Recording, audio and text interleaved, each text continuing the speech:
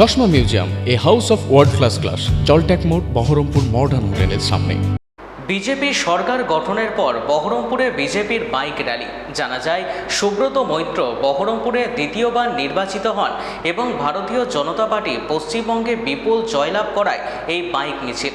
এদিন বহরমপুরের গোপালঘাট থেকে বাইক মিছিল শুরু হয়ে শহরের বিভিন্ন এলাকা পরিক্রমা করে এই মিছিলটি।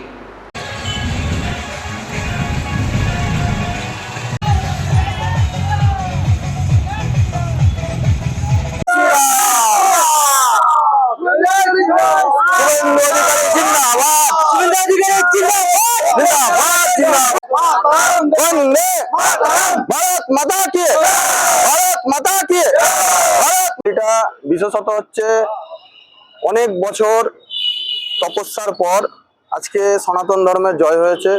আমাদের রাজ্যে বিজেপির ফুল ফুটেছে এই উপলক্ষে, এবং আমাদের সনাতন ধর্মকে পুনরায় রক্ষা করার জন্য আমাদের সনাতন ধর্মের ঘরের ছেলে শুভেন্দুদার যে লড়াই, সেই লড়াই সার্থক হয়েছে।